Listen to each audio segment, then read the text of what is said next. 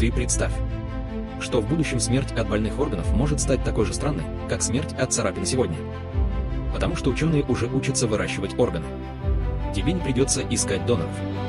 Ты не станешь ждать годами. А буквально люди будут создавать новые сердца, почки и даже куски мозга в лаборатории. Представь, что твое сердце устало, тебе печатают новое. Печень убита, выращивают другую. И самое безумное, она будет сделана из твоих клеток. То есть организм даже не поймет, что орган не родной.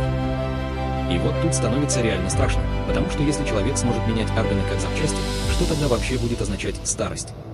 Люди смогут жить 120, 150 или даже 200 лет. И возможно первый человек, который проживет 200 лет, уже родился.